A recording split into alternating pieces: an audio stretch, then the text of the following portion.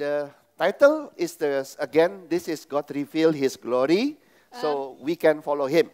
Judulnya sama, Tuhan menyatakan kemuliaannya supaya kita dapat mengikutinya. So this one is from Joshua 3 and Joshua 4. Dan ini dari Yosua 3 dan juga Yosua 4. Okay, and this is actually a continuation of last week sermon.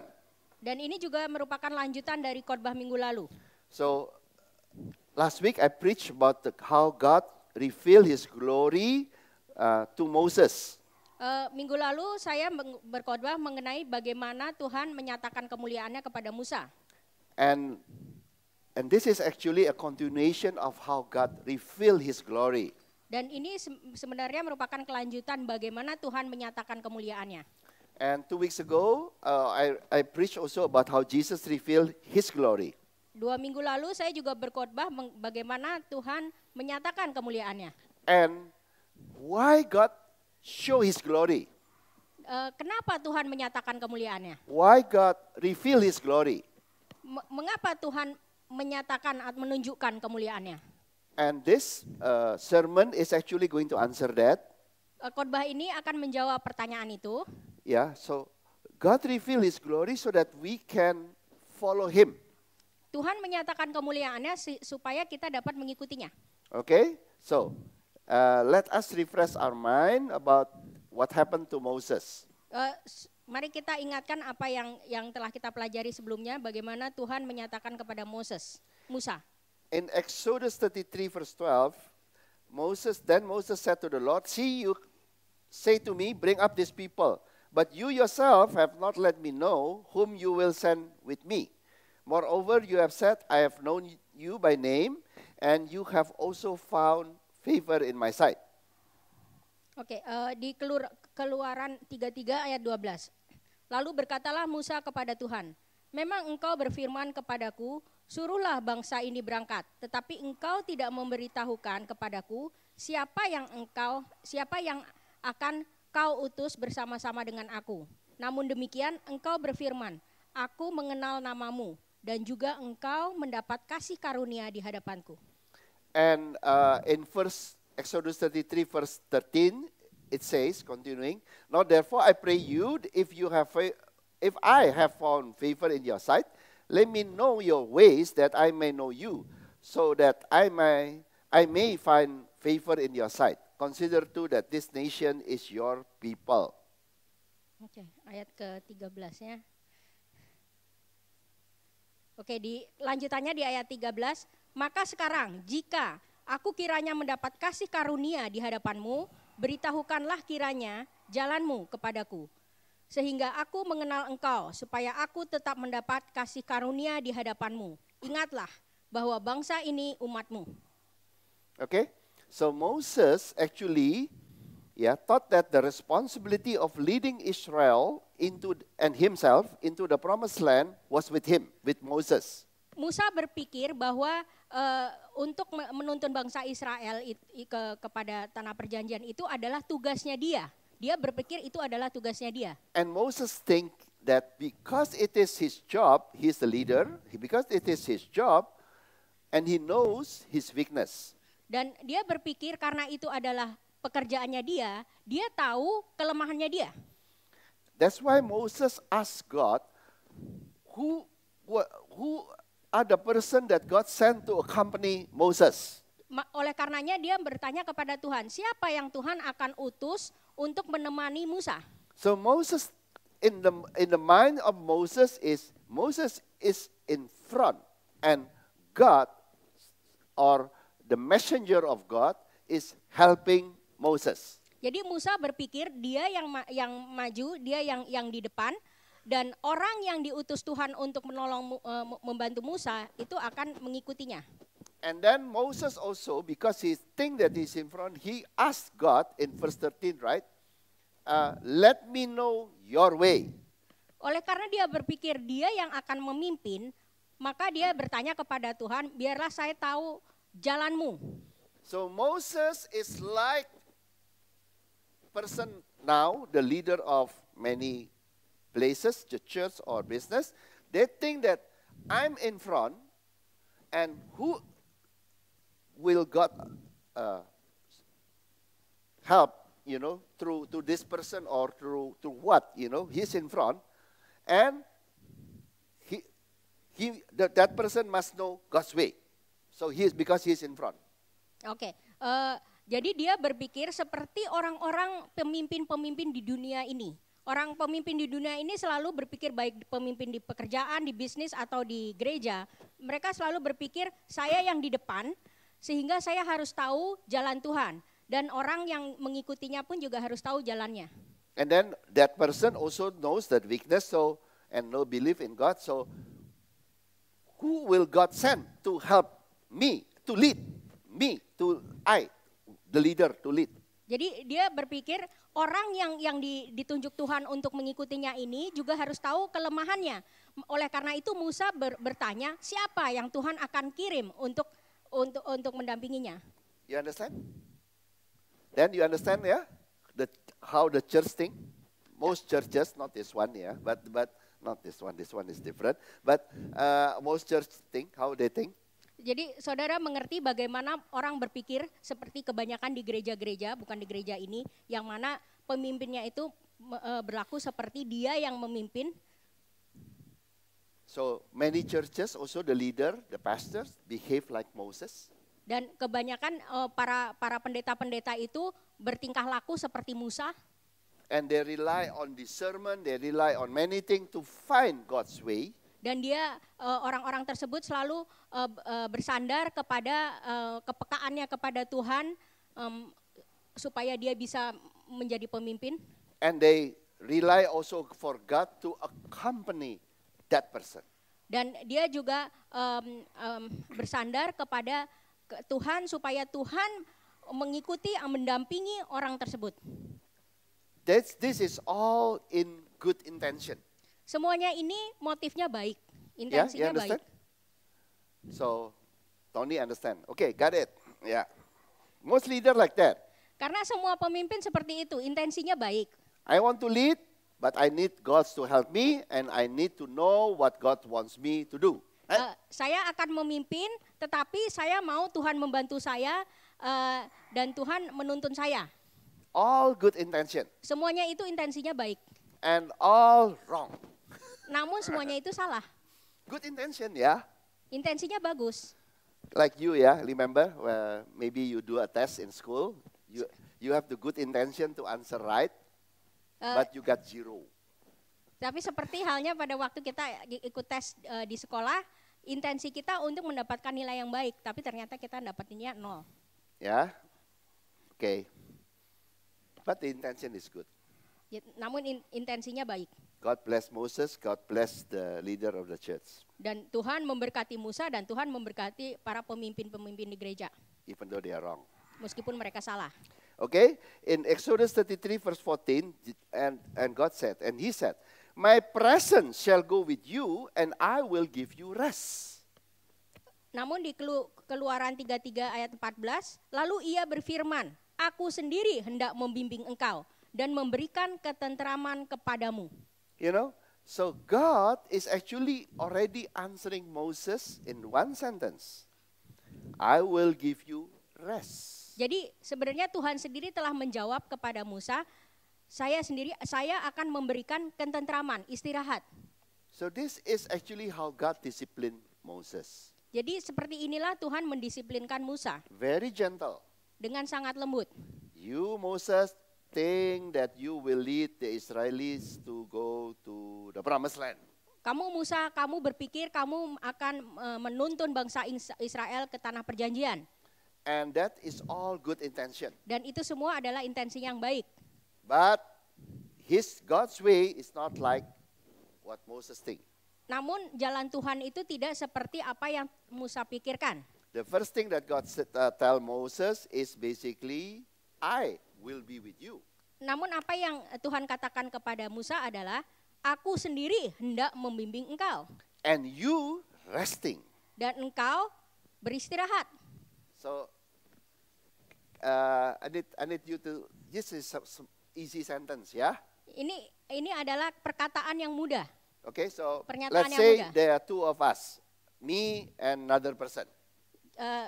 Kita contohkan ada 2 orang, saya dan satu lagi. Okay, that person is God. Dan orang yang satu lagi itu adalah Tuhan. And God say, Hongki, you rest. Dan Tuhan katakan, Hongki, kamu beristirahat. So who is the leader? Jadi siapa pemimpinnya? 2 or 1? 2 Pemimpinnya person or 1? Pemimpinnya 2 atau 1? Got it. Easy ya, easy logic ya. Uh, God say, mudah. I will be with you and you rest. So who is the leader? Joint account or one signature? See? Pemimpinnya siapa? 2, Tuhan atau Musa? Karena dibilang engkau beristirahat. Jadi yang ibaratnya joint account atau 2 tanda tangan atau 1 tanda tangan. Okay, so you understand who is the leader? Jadi Is it saudara 2 or mengerti. 1? Saudara mengerti pemimpinnya itu 2 atau 1? Is it Moses? No, it's Ap- only God. Apa Musa? Tidak, namun hanya 1, Tuhan. Because God tell Moses, you rest. Karena Tuhan mengatakan kepada Musa, engkau beristirahat. That means only one, which is God, doing all of the work. All means 100%. Jadi artinya Tuhanlah yang melakukan semuanya. Semuanya itu artinya apa? 100%. It's not God accompanying Moses. Bukan Tuhan yang membimbing Musa, Like what Moses has in mind. seperti apa yang Musa pikirkan. But God accompanying Moses as God has in mind. Tetapi Tuhan membimbing Musa seperti pikirannya Tuhan. Yeah? So, this is in Indonesian translation membimbing, guiding, right? Tapi actually no. It's But like, in the, Indonesian translation, God bless the translator, yeah, the old. But it's not like that. I shall go with you. It's not that I guide you. I shall go with you. Saya pergi bersama kau. ya. So, karena di translation bahasa Indonesia itu katanya membimbing, tapi sebenarnya bukan membimbing. Tuhanlah yang pergi bersama Musa. And Moses supposed to rest. Dan Musa harus beristirahat.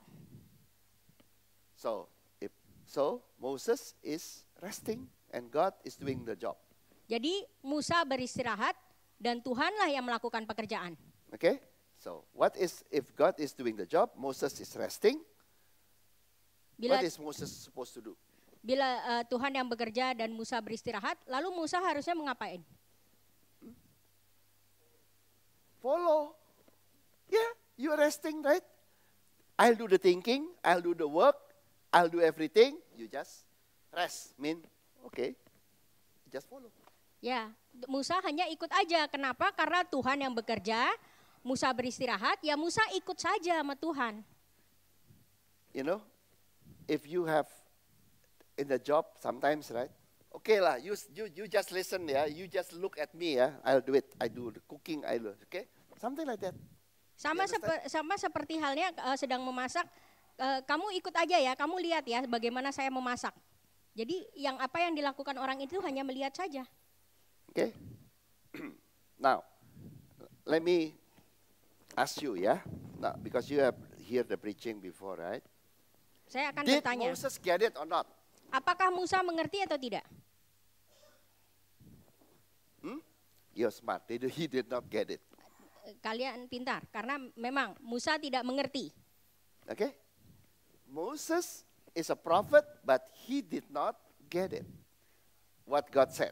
Musa adalah seorang rasul, namun dia tidak mengerti apa yang Tuhan katakan. It's only one line, yeah. One sentence. Padahal hanya satu perkataan, satu perkataan kalimat saja. And very short sentence, and Moses did not get it. Padahal hanya satu kalimat, namun Musa tidak mendapatkannya. Yeah, and that is what happened now, even now in the world. Dan inilah yang terjadi, apa yang terjadi di dunia ini. Okay, it's not God does not condemn them. Tuhan tidak menghakimi mereka. Because even if one is called as a prophet, Meskipun ada seorang dipanggil sebagai nabi and as good as Moses, dan sebagus Musa who speak fluent Hebrew dan bisa berbahasa Ibrani and who write the books of the Genesis and so forth. dan menulis semua buku dari Kejadian, But still, without God opening their eyes, they are still in the dark. namun tanpa Tuhan membuka matanya, orang tersebut tetap di dalam kegelapan. You understand? Saudara mengerti? Okay. Because you know the story, Karena saudara mengetahui cerita ini, because Moses keep on asking God, dan Musa tetap bertanya kepada Tuhan, show me your glory. tunjukkan kemuliaan-Mu. In other words, I don't get it, Lord. Dalam arti lain, Tuhan, saya tidak mengerti. I still did not get it. Saya tetap tidak mengerti. It's not that my IQ is low. Bukan karena IQ saya rendah.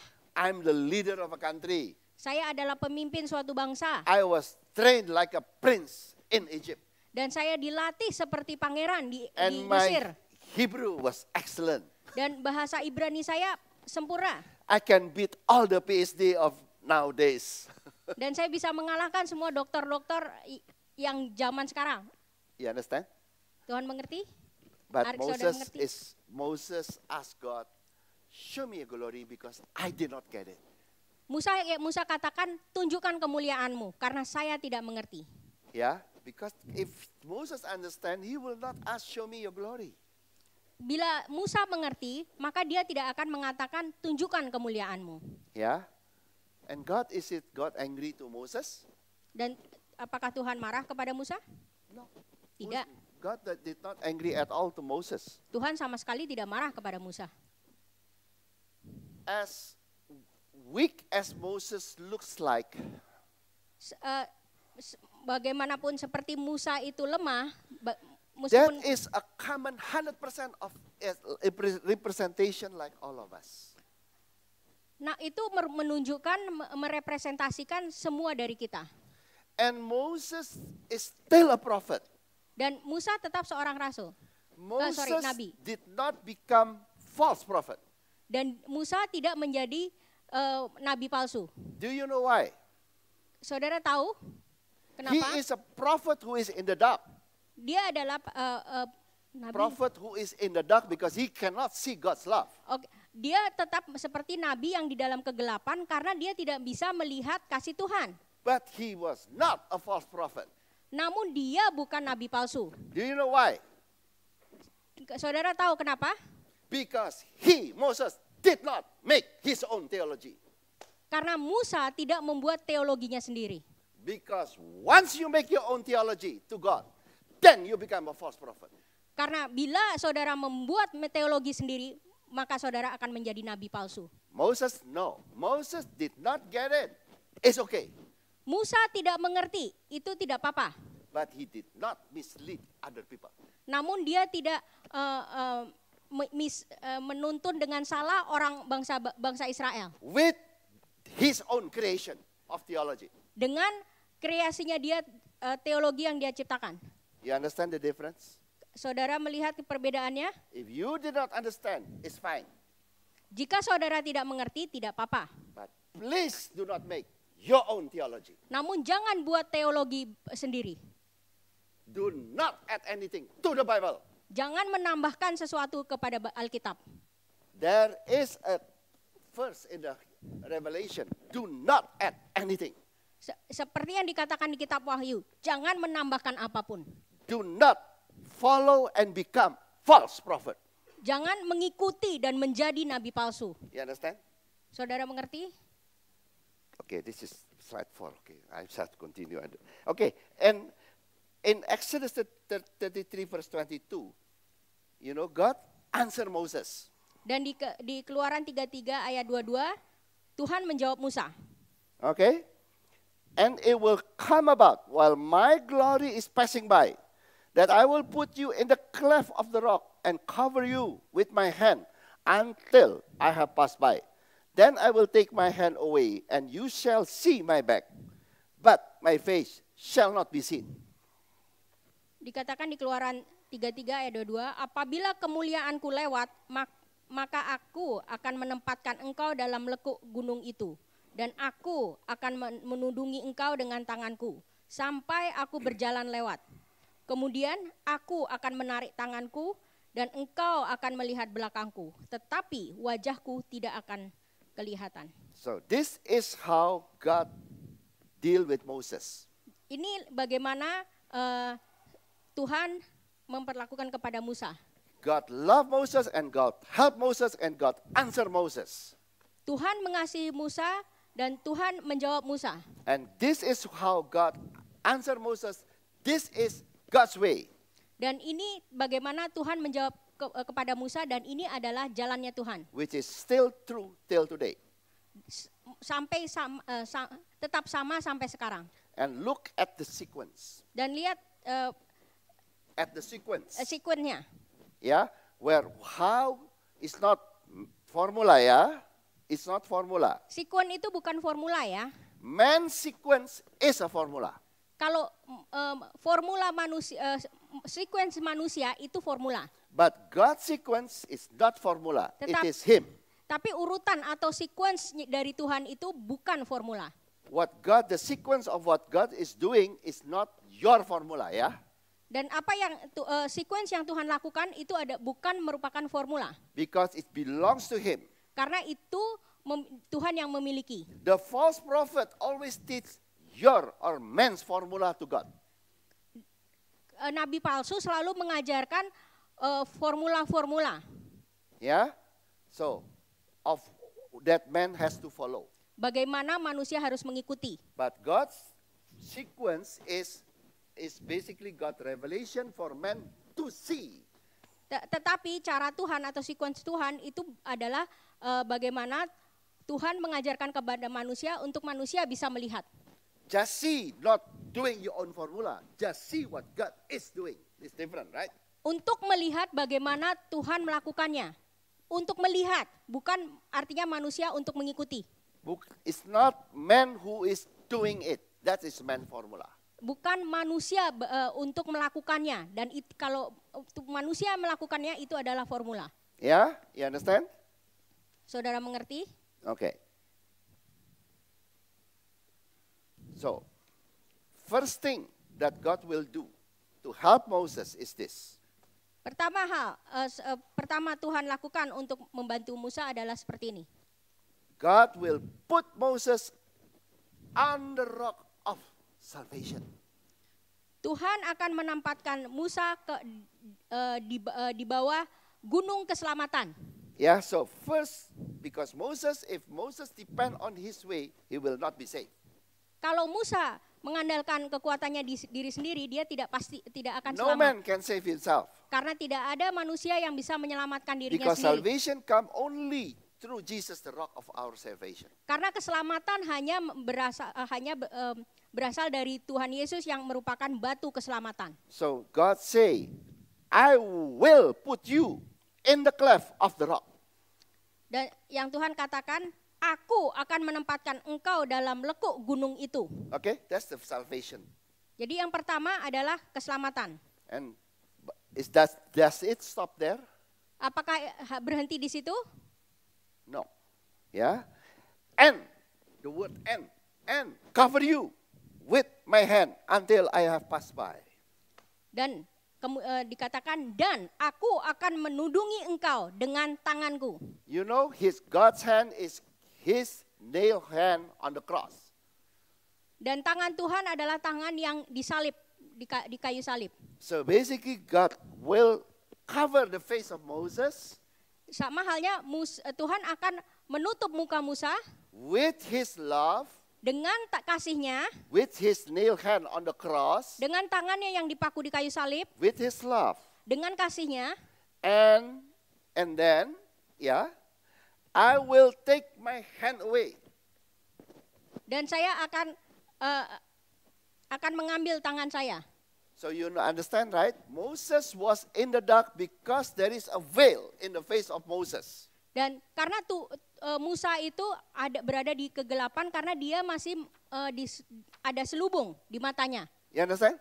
So when God put his hand on the face of Moses, Pada saat Tuhan menempatkan tangannya di muka Musa and then move the hand, dan dia memindahkan tangannya, what does God take away from Moses? apa yang Tuhan ambil dari muka Musa? The veil. Selubung itu. You understand? Saudara mengerti? So after salvation, open your eyes. Jadi That is what God want to see. Jadi setelah keselamatan, What God will do to you. jadi setelah keselamatan, buka mata saudara. Okay? And see the next word. And only after that, and you shall see.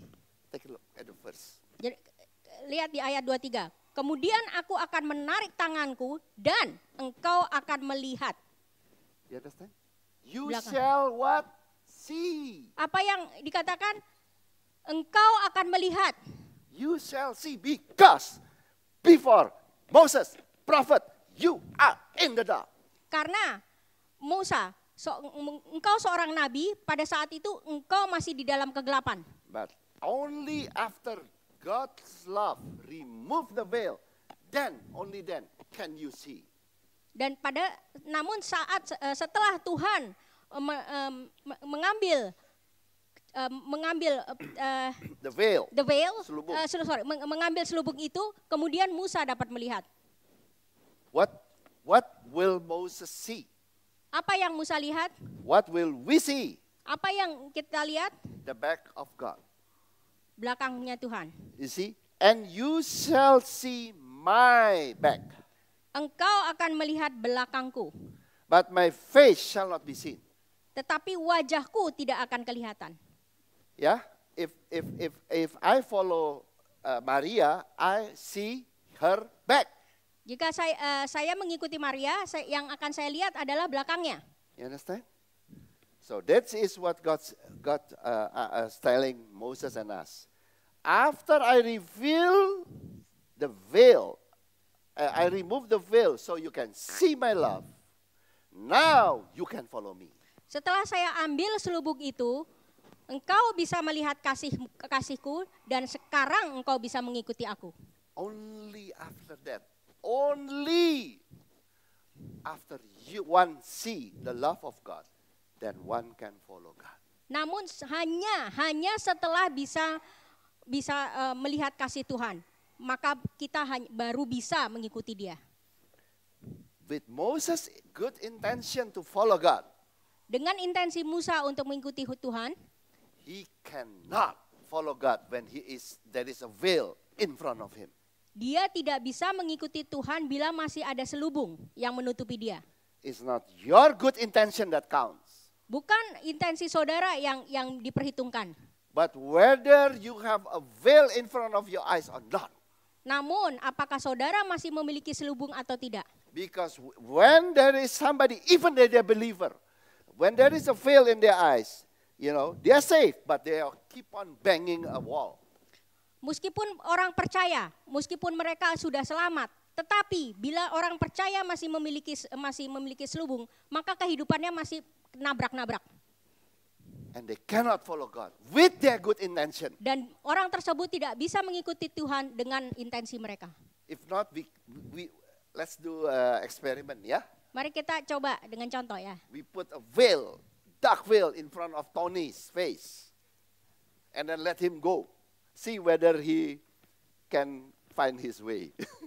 Contohnya, bila kita menutup selubung ke matanya Tony, tutup mata, pasti dia akan berjalan nabrak-nabrak. Want to try? Mau coba nggak? You understand? Saudara mengerti? Yeah, so this is now. After that, then Moses can follow. Setelah itu baru Musa dapat mengikuti. And we can follow God. Dan kita bisa mengikuti Tuhan. Okay, that is God's plan. Dan itulah rencana Tuhan. Okay, now, yeah. So God's goodness would lead the way, and Moses and Israel and us were just to follow God. Jadi kebaikan Tuhanlah yang akan menuntun kita. Apa yang kita lakukan hanya mengikuti Tuhan. So basically, it's not your high IQ or what are your geniuses that can make you follow God. Jadi But it's whether your eyes now has been open to see God's love. Jadi bukan kepandaian saudara memiliki IQ yang tinggi atau saudara jenius bisa mengikuti Tuhan. Tetapi apabila mata saudara sudah dibukakan selubung itu, maka saudara baru bisa mengikuti Tuhan. You understand? Now, when Moses asked all those questions, let me know your way. Who will you send to accompany me? What does Moses wants to do?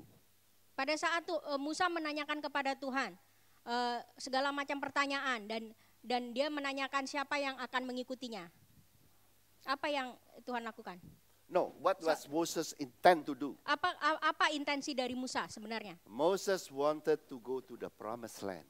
Intensi dari Musa untuk dia pergi ke tanah perjanjian. And God say, I will do what you say, right? I will make it happen. Dan Tuhan katakan, saya akan membuat hal itu terjadi. So when God show his back to Moses, pada saat Tuhan menunjukkan belakangnya kepada Musa, so that Moses can follow God. Sehingga Musa dapat mengikuti Tuhan. Following God to do what? Mengikuti Tuhan untuk melakukan apa? To enter the promised land. Mengikuti Tuhan untuk masuk ke dalam tanah You perjanjian. understand? Saudara mengerti? Now if you follow God, then you will also enter the promised land even now. Jadi kalau saudara mengikuti Tuhan, maka saudara akan masuk ke tanah perjanjian meskipun saat ini juga. You understand? Saudara mengerti? So this message is actually about it. Pesan hari ini mengenai hal ini. What that it means, God in front of you and you behind him, what happened? Apa artinya Tuhan di depan saudara dan saudara mengikutinya dan kemudian apa yang terjadi? Because this is important now that you know the love of God. Dan ini sangat penting kalau saudara mengetahui kasih Tuhan. Now that you know love of God, then you will understand what God will be doing. Dan saudara sudah mengetahui kasih Tuhan dan maka saudara akan mengerti apa yang Tuhan akan lakukan. If your eyes is still under the veil and you did not know the love of God, then you will not understand what I say. Bila mata saudara masih terselubung dan saudara tidak mengerti kasih Tuhan, tidak menyadari kasih Tuhan, maka saudara tidak akan mengerti khotbah ini. Yeah, I'll be blunt because only Jesus can reveal His love to a man. Hanya saya akan terus terang karena hanya Tuhan Yesus yang bisa menyingkapkan. No PhD, no pastor can remove the veil. It's only the love of God who can remove the veil. Tidak ada seorang teologi atau PhD atau sekalipun yang pintar-pintar bisa menyingkapkan selubung. Hanya Tuhan yang bisa menyingkapkan selubung. Okay, so now this is the preaching. Sekarang kita mulai. Okay, now Moses had died. Musa telah meninggal. But God's plan for Israel remained. Tetapi rencana Tuhan untuk Israel tetap sama. Now, now to know what God did, we have to go to Joshua. Untuk mengetahui apa yang Tuhan lakukan, kita akan membaca Yosua. Because Moses had died. Karena Musa sudah meninggal. Okay, the Exodus is over. Now you have to go to the book of Joshua. Keluaran sudah selesai, maka kita pergi ke buku Yosua. Now in Joshua 3 verse 7, now the Lord look at what happened here. First I show it what happened so you understand. Yeah. Now the Lord said to Joshua, this day I will begin to exalt you in the sight of all Israel, that they may know that just as I have been with Moses, I will be with you. Di Yosua 3 ayat 7, dan Tuhan berfirman kepada Yosua, pada hari inilah aku mulai membesarkan namamu di mata seluruh orang Israel, supaya mereka tahu bahwa seperti dahulu aku menyertai Musa, demikianlah aku akan menyertai engkau. Yeah, so before Joshua can enter the promised land, sebelum Yosua bisa masuk ke tanah perjanjian, God must remove the same veil from Joshua's eyes. Tuhan perlu menyingkapkan selubung dari mata Yosua terlebih dahulu. so that Joshua can see the love of God. Sehingga Yosua bisa melihat kasih Tuhan. There is not special about Joshua, yeah?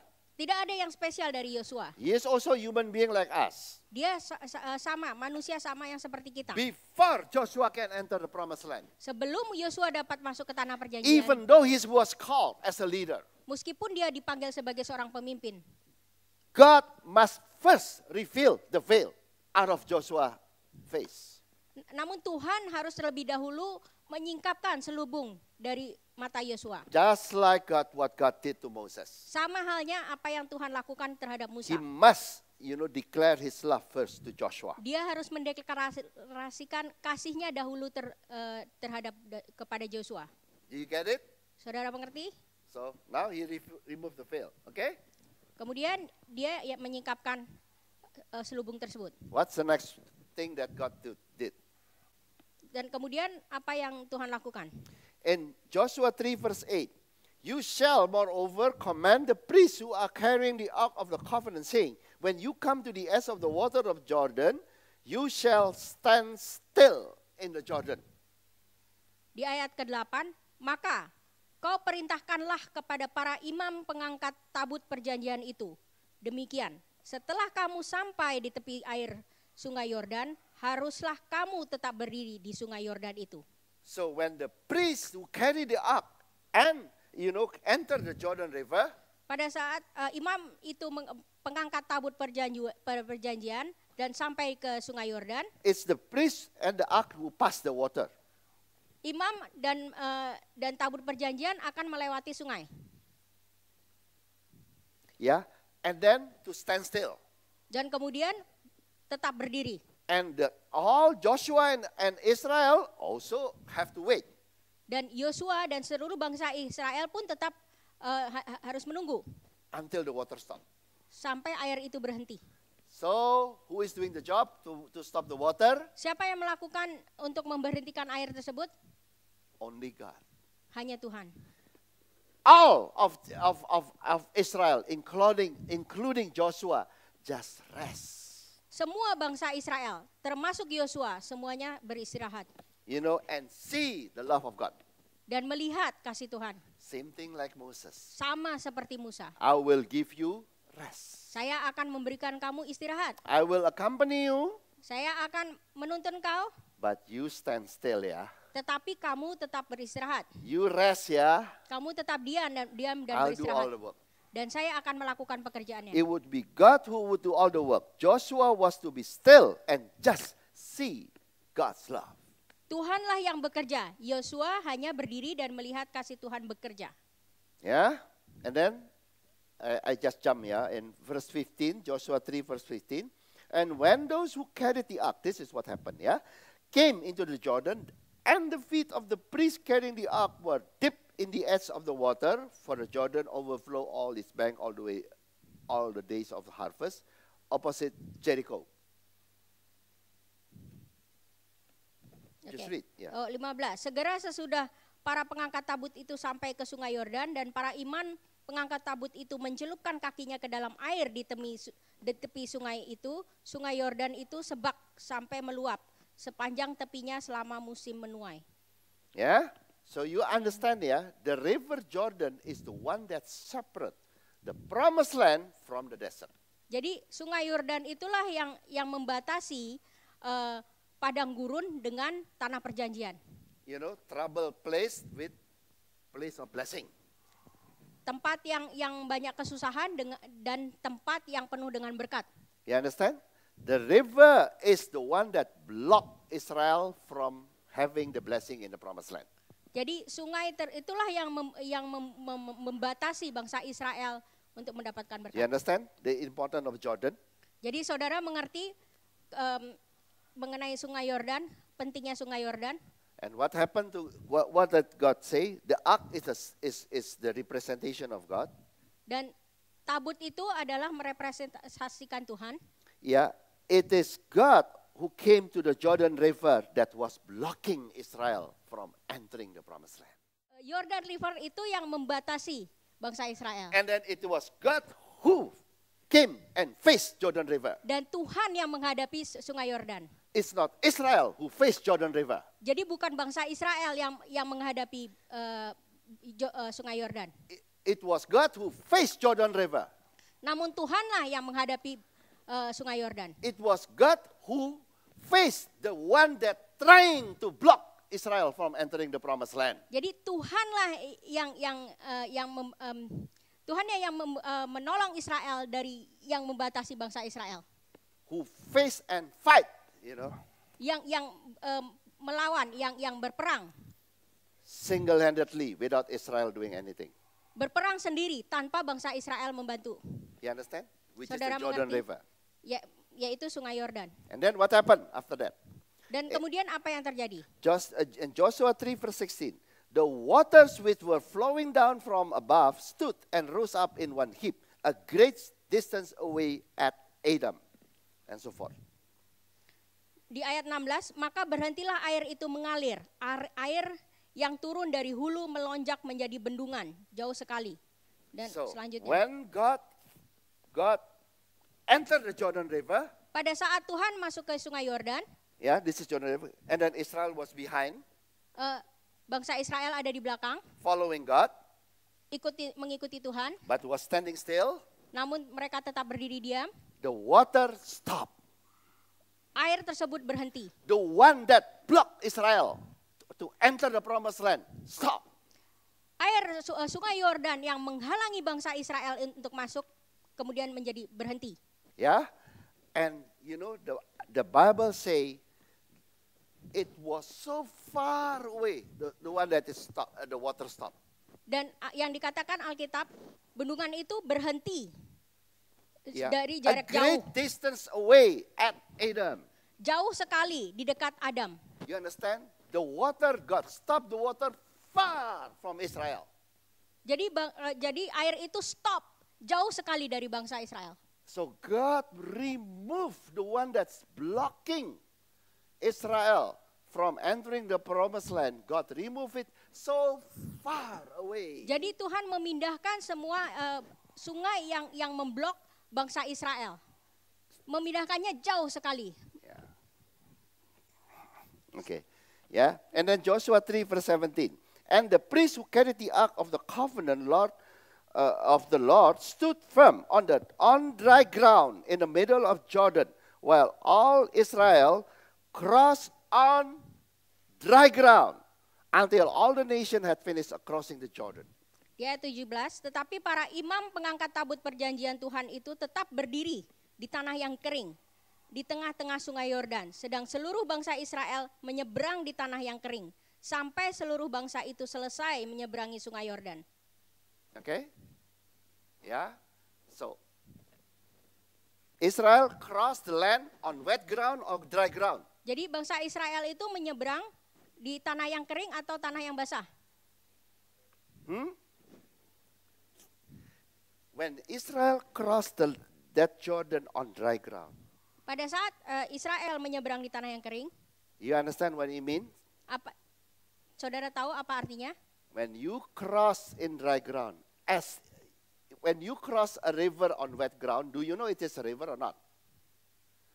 When it's wet, you know, right? Kalau saudara menyeberang di tanah yang kering atau basah, kalau tanah itu basah, saudara tahu nggak? If it's a river, still water, slow, very short, gitu, you know this is a river, right? Saudara tahu kalau basah, saudara tahu itu sungai atau tidak? How do you know the river? When they have water, right? Saudara tahu kalau sungai itu apa? Sungai itu bila ada airnya. Right? When the river has no water, do you know it's a river or not? Kalau saudara lihat ada A river airnya, without water, is it a river or not? Kalau sungai tidak ada airnya, itu sungai atau tidak? Yeah, river must have water, right? Karena sungai selalu ada airnya. Dry ground, is it a river or not? Kalau tanah yang kering itu sungai atau bukan? No, right? Bukan. So when Israel crossed that supposed to be a river on the dry ground, it means Israel entered the promised land as if there is nothing that's blocking them. Jadi bila bangsa Israel menyeberangi sungai Yordan di tanah yang kering, artinya mereka menyeberangi tanpa ada hal yang menghalangi mereka. As if, the river does not exist. Sama halnya, sama sepertinya sungai itu tidak ada. As if it never there. Sama artinya sama sekali tidak ada, tidak pernah ada. You understand? Saudara mengerti?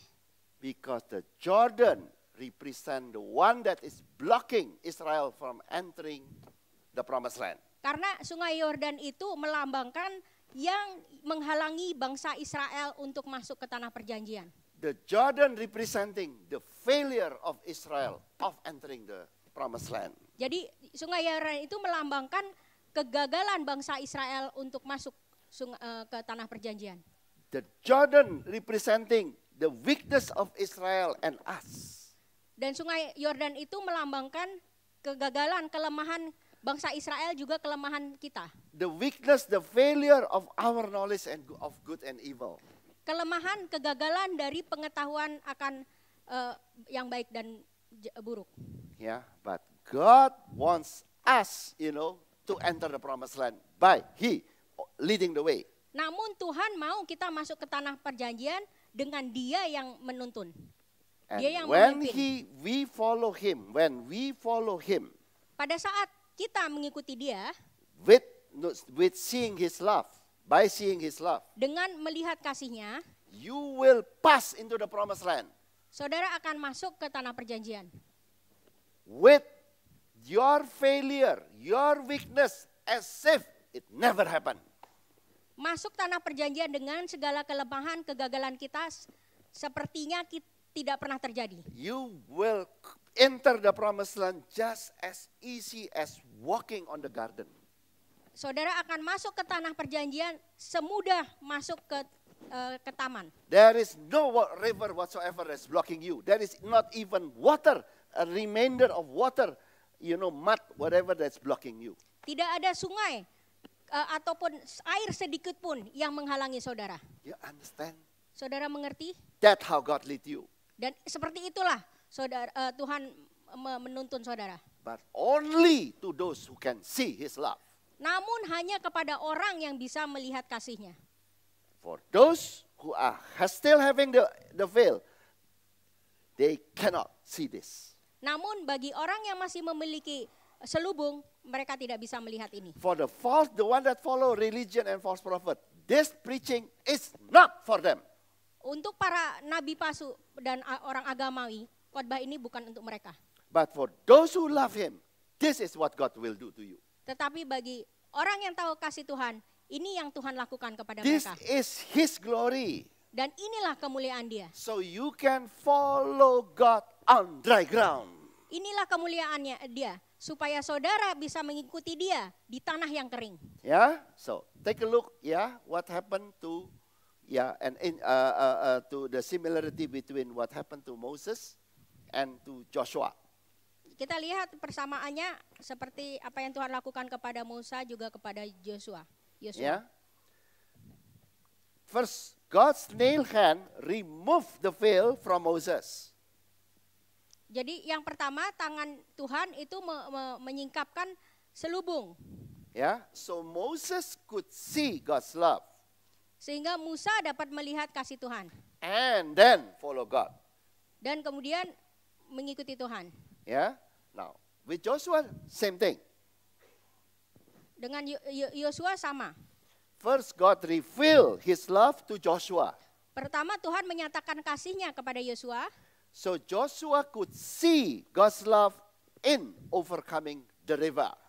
Supaya Yosua dapat melihat kasih Tuhan yang mengatasi rintangan sungai Yordan. Who is overcoming the river, Joshua or God? Siapa yang mengatasi rintangan? Yosua atau Tuhan? God. Or joint venture. Atau kerjasama? God do their part, Joshua do their part, and Joshua do the best, his best, and God do the rest. Apa kerjasama? Yosua melakukan yang terbaik dan Tuhan melakukan sisanya. Oh, that is the belief of many churches, ya. Karena, you do the best and God do the rest, ya. Karena itu adalah kepercayaan banyak gereja. kamu melakukan yang terbaik dan Tuhan akan melakukan sisanya. Or you do your part and God do his part. Atau kamu melakukan bagian kamu, Tuhan akan melakukan bagiannya. That is called joint venture. Itu artinya kerjasama. But that is not in the Bible. Namun itu tidak ada di Alkitab. That is man thinking. Itu adalah cara berpikir manusia. God say, I'll do it, you rest. Yang Tuhan lakukan, saya yang melakukannya, kamu beristirahat. You just get it. You just get it because God is the one that's doing it. Kamu hanya menerimanya karena saya yang melakukannya. So Tuhan yang Joshua melakukannya. could see God's love in God overcoming the river. Jadi Yosua bisa melihat kasih Tuhan yang mengatasi rintangan sungai Yordan. And therefore can follow God into where? Into the promised land. Dan mengikuti Tuhan masuk ke tanah perjanjian. Okay? So you can imagine now? Jadi saudara bisa membayangkan So now the meaning of following him. arti dari mengikuti dia. Because religion will say that when you follow him, you have to carry the big cross. Karena And then you should struggle. agamawi selalu mengajarkan mengikuti Tuhan itu saudara harus memikul salib dan memiliki segala masalah. Yeah, and then you have to suffer. Dan saudara harus menderita. And if you have money, something wrong with you. Dan kalau saudara punya uang, ada salahnya ada di saudara. Something like that, you know. Macam-macam. Yeah, so that is man-made. Semua itu buatan manusia. With good intention, Dengan intensi yang bagus, but zero value. tapi nilainya 0. Okay? See? Now God show how what it means to follow him. Yeah. Sekarang apa arti dari mengikuti dia? Remember God's revelation to Moses. Ingat pernyataan Tuhan ke Musa. Yeah. In Exodus 33 verse 19. And he said, I myself will make my goodness, not your goodness, my God's goodness, pass before you, and will proclaim the name of the Lord before you. And I will be gracious to whom I will be gracious, and I will show compassion on whom I will show compassion.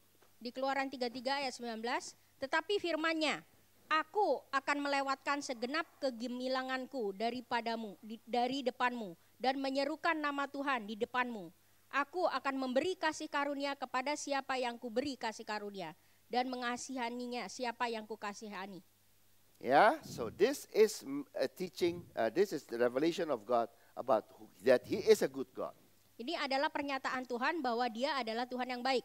Yeah, I will make all, not a part, yeah, all of God's goodness to pass before you, to come to you. Saya akan memberikan segala kebaikanku, semua kasih karuniamu kepadamu. And I will be gracious to whom I will be gracious. Dan saya akan memberikan kasih karunia kepada siapa saya akan memberikan kasih karunia. And I will show compassion to whom I will show compassion. Dan saya akan mengasihi kepada siapa saya akan mengasihi. And this is God's doctrine about grace. Dan ini adalah doktrin Tuhan mengenai kasih karunia. Not man-made grace doctrine, yeah. Bukan buatan manusia pengajaran tentang kasih karunia. This is God's doctrine, the Bible. Ini adalah doktrin dari Tuhan sendiri. So you want to know grace? Kalau saudara ingin mengetahui tentang kasih karunia, Listen to the Bible. Lihat di Alkitab. And forget man thinking. Dan lupakan ajaran manusia. You understand? Saudara mengerti? Who is right, God or man? Siapa yang benar, manusia atau Tuhan? Who is right, the Bible or man thinking? Siapa yang benar, Alkitab atau pikiran manusia? Who is right, the man or the PhD or the genius? Atau siapa yang benar? Tuhan atau You have orang-orang to think, PhD? yeah? Do not think the PhD have authority on the Bible, yeah? Jangan berpikir orang-orang teologi itu memiliki otoritas kepada Alkitab. Yeah, they don't. Mereka tidak. Yeah, the genius do not have authority on the Bible. Orang pintar, orang jenius pun tidak memiliki otoritas terhadap Alkitab. The Bible is the word of God. Jadi Alkitab itu adalah firman Tuhan. Don't change. Jangan dirubah. Yeah, and let the word speak. Biarlah firman itu yang berkata. Yeah, so God say, my goodness pass before you. Jadi kebaikanku mendapatkan engkau, melewati engkau. So, remember with Moses, who is in front? Ingat kepada Musa, siapa yang di depan? God. My goodness pass before you. So, where is God's goodness? Dan kebaikanku akan melewati engkau. Dan sekarang di mana kebaikan Tuhan? So, God's goodness, this is Moses, yeah. Now imagine this is Moses, yeah. Ini Musa. God's goodness come to Moses and pass before Moses, right? So now God's goodness were in front of Moses. Jadi kebaikan Tuhan itu melewati Musa, dan sekarang kalau melewati Musa, sekarang First kebaikan. The first important, it's not melewati. First he come because it passed before you. First he come, Yeah. that's very important. Pertama datang kepada Musa. Yeah, so it with Moses, okay? Artinya kebaikan itu bersama Musa. So Moses now in the rock of salvation. Jadi Musa berada di gunung keselamatan. And then his love already moved the veil from Moses. Dan kasihnya yang membukakan selubung di Musa. So God's goodness already come to Moses. Jadi kebaikan itu sudah datang kepada Musa. And then pass. Dan kemudian melewatinya. Yeah, so that now where it in front. Dan sekarang kebaikan itu ada di depan Musa. Can you imagine now the story? Saudara bisa membayangkan ceritanya? So now God this and now God is leading Moses, right? Jadi sekarang Tuhanlah yang memimpin Musa. Now Moses gone. Now it become Joshua. So Maria now Joshua. Dan Musa mati. Sekarang Yosua. Okay, so now Joshua wants to go to the promised land. Dan Yosua akan pergi ke tanah perjanjian. But there is a river who is blocking. Namun ada sungai yang membatasinya. The weakness of Joshua, the weakness of Israel, the sin and the failure of Israel is blocking. Kelemahan bangsa Israel, kelemahan Yosua membatasi. Israel and Joshua from entering the promised land. Yang membatasi Yosua dan bangsa Israel untuk masuk ke tanah perjanjian. So who is now God is in front.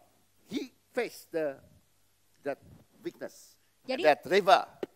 Tuhanlah yang di depan, karena Tuhan yang memimpin, Tuhanlah yang melawan itu sungai. His face now where? Mukanya Tuhan sekarang di mana? Facing where? Facing your enemy. Mukanya Tuhan di mana? Mukanya Tuhan menghadapi musuh saudara. You understand? Tuhanlah yang menghadapi. Can you imagine? So this is Joshua, yeah. I'm God, yeah, leading, yeah. I'm Jesus, yeah. So, Okay, so Tuhan where dan is my Yesus. face? Facing Muka saya menghadap kemana? in front. And none can see face of God and live. Dan tidak ada seorang pun yang bisa melihat Tuhan dan hidup. You understand? Saudara mengerti? Your enemy will all die. Musuh saudara akan mati. You understand? Following, right? So now Mengikuti. follow the love of God. And now Mengikuti the kasih face Tuhan. of God is in front, facing all the enemy. Dan Your enemy. Dan Tuhanlah yang menghadapi semua musuh. Your enemy, your weakness. Musuh-musuh saudara, kelemahan-kelemahan saudara, Tuhanlah yang menghadapinya semua. You understand? Saudara mengerti? What is the meaning of you following him? Apa arti dari saudara mengikuti dia? It's not you suffering, whatever. Bukan saudara harus menderita.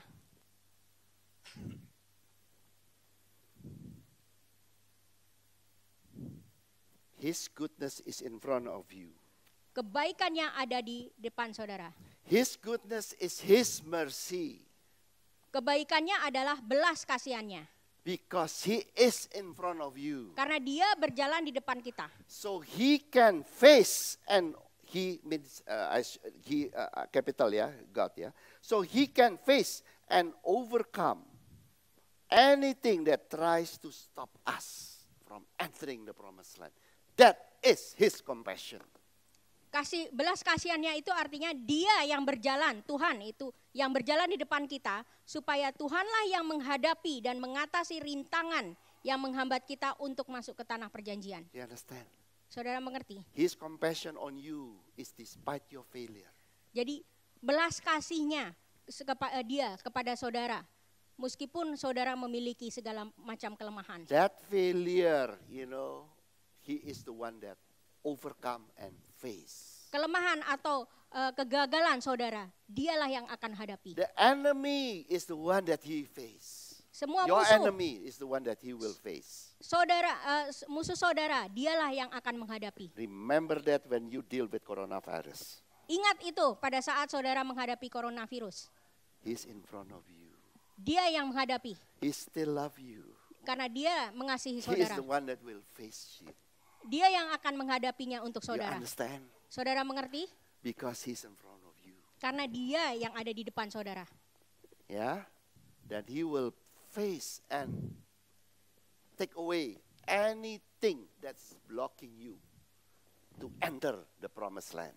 Karena dia yang akan menghadapi segala sesuatu yang merintangi saudara. And his goodness is also his grace. Dan kebaikannya adalah kasih karunia-Nya. Because when he said, my goodness, I will be gracious to whom I will be gracious and show compassion on whom I will show compassion. Karena dia katakan, aku akan memberikan kasih karunia kepada siapa akan kuberi kasih karunia dan mengasihi siapa yang kukasihi. So, his goodness is also his grace. Artinya kebaikannya adalah kasih karunia-Nya. Yeah, for those who follow his love. So this is what happened. Dan kepada orang yang mengikuti kasihnya. Dan inilah yang terjadi. This is the doctrine of grace Ini adalah pengajaran kasih karunia yang benar in the Bible. di dalam Alkitab. Not man-made Bukan ajaran ciptaan or manusia anybody claim. atau siapapun yang mengklaim. Yeah, he is on front of you. Dia berjalan di depan kita. For those who want to depend on his love, you will follow him. Orang yang bersandar pada kasihnya, dia akan mengikuti Tuhan. And he is in front of us. Dan dia akan berjalan di depan kita. So he can lead us into the promised land where we will receive the fullness of his grace. Dia akan memimpin kita masuk ke tanah perjanjian di mana kita akan mendapatkan kepenuhan kasih karunia-Nya. You understand? Saudara so when mengerti? you follow him, follow his love, you will enter the fullness of his grace in the promised land. Jadi kalau saudara mengikuti kasihnya, maka saudara akan masuk ke tanah perjanjian dengan mendapatkan kepenuhan kasih karunia-Nya. Yeah, the religious tries to follow Jesus by trying to minister like Jesus. Kaum agamawi mencoba mengikuti Yesus dengan mencoba melayani seperti Yesus. Some even try to suffer like Jesus in the cross. Bahkan banyak yang juga mencoba untuk menderita seperti di kayu salib. Yeah, but God's plan is for us to follow him in his goodness so that we can have his mercy and his grace. Rencana Tuhan untuk kita mengikutinya, mengikuti di dalam kebaikannya, dalam belas kasihan dan dalam kasih karunia-Nya. Yeah, and this is the same thing in Matthew 16 verse 24. Ini sama seperti di Matius 16 ayat 24. Then Jesus said to his disciple, if anyone wishes to come after me, he must deny himself and take up his cross and follow me. Lalu Yesus berkata kepada murid-muridnya, setiap orang yang mau mengikuti aku, ia harus menyangkal dirinya, mengikuti salibnya, dan mengikuti aku. For whoever wishes to Memikul save his salibnya, life will lose it, but whoever loses his life for my sake will find it. Karena barang siapa mau menyelamatkan nyawanya, ia akan kehilangan nyawanya, tetapi barang siapa kehilangan nyawanya karena aku, ia akan memperolehnya. So first is denying himself. Yang pertama menyangkal diri. How? By let his love replace our dependence on the knowledge of good and evil. Biarlah kasih Tuhan yang menggantikan ketergantungan kita pada pengetahuan yang baik dan yang jahat. So let his love open our eyes or remove the veil. Jadi biarlah kasihnya yang menyingkapkan selubung itu. And then take up his cross. Kemudian memikul salib. We are not called to die on the cross. Kita tidak dipanggil untuk mati di kayu salib. Jesus was called to do that. Hanya Yesus yang dipanggil untuk mati di kayu salib. But we are called to receive God's compassion through the cross. Tetapi kita dipanggil untuk menerima belas kasihannya, pengorbanannya di kayu salib.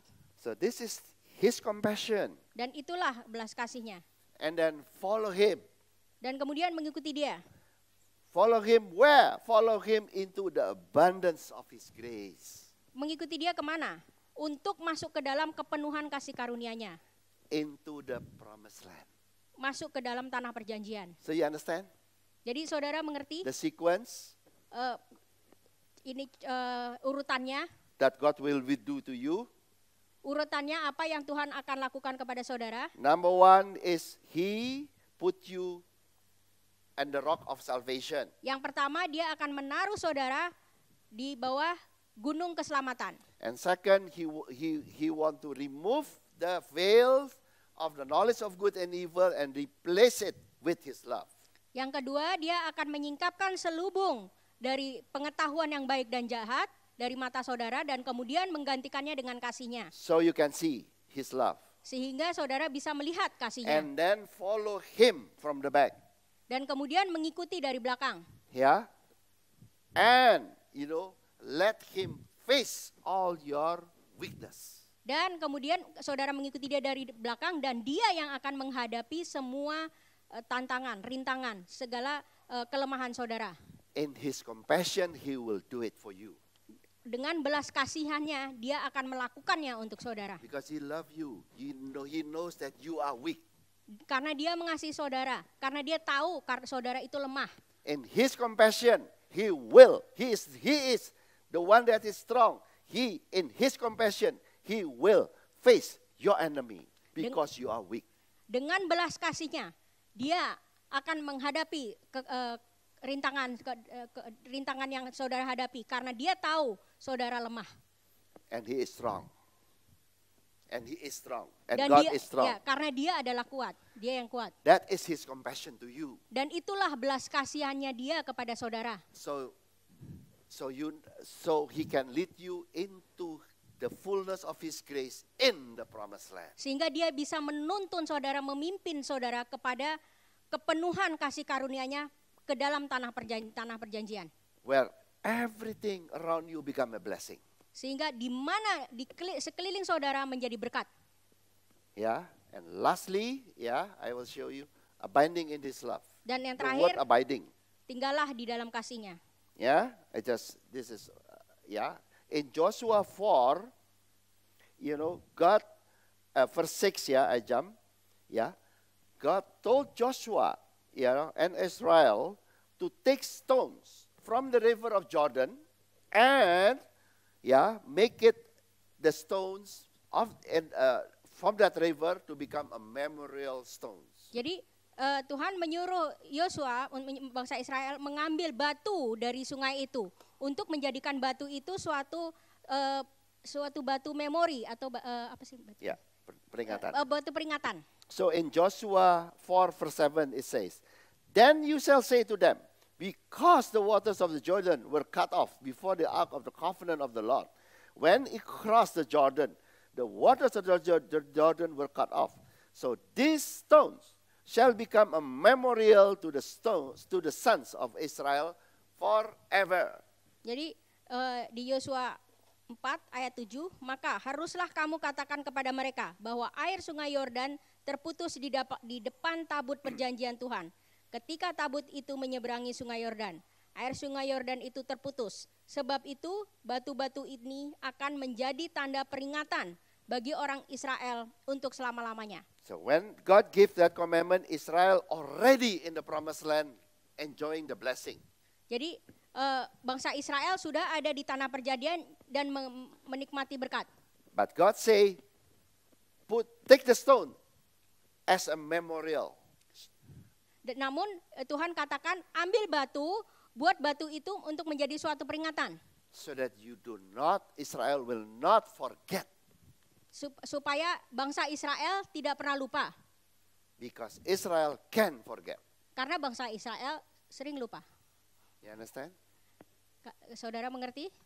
So now for us. Dan sekarang untuk kita. Now that you know. Dan sekarang saudara tahu. His love. Kasihnya. And you follow His love. Dan saudara mengikuti kasihnya, you will have His compassion. saudara akan memiliki kemurahannya. And you will get the fullness of His grace. Dan saudara akan mendapatkan kasih karunia dengan penuh. You, all of you, in the promised land. Dan semua saudara ada di dalam tanah perjanjian. But one thing remains. Namun ada satu hal, Remember that. ingat itu. Don't ever somebody else put another veil on you. Jangan biarkan ada orang lain yang kasih lagi selubung di depan Don't saudara. ever let religion put a veil on you. Jangan biarkan agamawi kasih selubung di mata saudara. Don't ever let false prophet do it to you. Jangan Again. biarkan nabi palsu menutup selubung di mata saudara. Or you put your own veil. Atau saudara sendiri yang menutup selubung itu. This is the message of God. Ini adalah pesan dari Tuhan. Remember His love forever. Ingat kasihnya selama-lamanya. So that you never again be in the dark like you used to. Supaya saudara Like we used to. tidak lagi di dalam kegelapan seperti dulu. This is what God message to Israel. Ini adalah pesan Tuhan kepada bangsa Israel. Take the stone. There's nothing special about the stone, but it's actually to remember His love. Tidak ada istimewanya dari batu itu. Tetapi batu itu hanya untuk menjadikan peringatan, untuk mengingat kasihnya. So this is abiding. God wants us to remember His love forever. Ini adalah arti dari tinggal. Supaya kita ingat akan kasih Tuhan selamanya. So we will not be fooled by the fruit of the tree of the knowledge of good and evil, the false prophets and religion ever again. Supaya kita tidak pernah lagi tertipu dari ketergantungan dari pengetahuan, dari buah pengetahuan baik dan jahat, dari nabi palsu, dari agamawi. Yeah, God wants us to remember His love forever. Tuhan ingin kita tinggal di dalam kasihnya selama-lamanya. Now that you know. Sekarang terlebih saudara sudah tahu. And God wants us the same thing. Remember means to abide in His love forever. Ingat artinya adalah tinggal di dalam kasihnya selamanya. Because you need to remember before you can abide. Karena saudara perlu mengingat sebelum saudara bisa tinggal. You need to remember before you can receive. Saudara perlu mengingat supaya sebelum saudara dapat mendapatkannya. Yeah, before you can receive His love forever. Sebelum saudara bisa mendapatkan kasihnya yang And selama-lamanya. never go out again. Dan tidak akan keluar lagi. So God wants us to abide in His love forever. Supaya Tuhan mau kita tinggal di dalam kasihnya selama-lamanya. So we will always enjoy His goodness, full of mercy and grace. Supaya kita selalu menikmati kebaikannya, yaitu belas kasihan dan kasih karunia-Nya. Not in the promised land anymore, Bukan di tanah perjanjian lagi, but it's called in His kingdom. tetapi sekarang dibilang di dalam You kerajaannya. understand? Saudara mengerti? He wants us to remain, to stay, tinggallah di dalam kasihku. Remain in His love. Tuhan ingin tetap tinggal di dalam kasihnya. So we can enjoy always His goodness, Sehingga kita full of bisa, mercy and grace. supaya kita bisa menikmati kebaikannya dengan kasih karunia Do yang not penuh. worry about the challenges in this world. Jangan khawatir untuk tantangan di dunia ini. Do not worry about your weakness. Jangan khawatir tentang kelemahan saudara. He has compassion Dia on you. dia memiliki kasih karunia. Full of His goodness, full Belas of His kasihan. compassion, Belas kasihan yang penuh kepada and saudara. full of His grace, His Dan blessing. kasih karunia yang penuh kepada saudara. Before you enjoy His grace, He will take care of your weakness first. Sebelum saudara bisa menikmati kasih karunia-Nya, Dia akan mengambil kelemahan saudara. He will overcome all the enemies for you, Dan Dia akan menghadapi segala musuh yang saudara so hadapi. that you can stay in His kingdom. Sehingga saudara bisa tinggal di dalam And kerajaannya. that's who is we are now, forever. Dan itulah kita selama-lamanya. Do not worry about corona or something, yeah? Jangan khawatir He dengan will corona. face it for you Dia akan menghadapinya bagi saudara. because He is God is love. Karena Tuhan adalah kasih. Amen. Let's pray. Amin. Mari kita berdoa. Father God, Bapa di surga, thank you Lord Jesus for everything. terima kasih untuk semuanya. That you are a God who loves us Karena Engkau adalah Tuhan yang mengasihi kami. with all of your goodness, Dengan segala kebaikan-Mu. with the fullness of your mercy, Dengan segala kepenuhan belas kasih-Mu. with the fullness of your grace. Dengan segala kepenuhan kasih karunia-Mu. And in your love now, Dan di dalam kasih-Mu sekarang, we are in your kingdom, kami ada di dalam kerajaan-Mu. enjoying your compassion and your grace. Menikmati belas kasih-Mu dan kasih karunia-Mu. Thank you, Lord. Terima kasih Tuhan. Thank you for your word. Terima kasih untuk firman-Mu. And thank you for coming to us Terima kasih untuk datang kepada kami with so much blessing. dengan semua berkat. In your name we pray. Di dalam nama Yesus kami berdoa. Amen. Amin.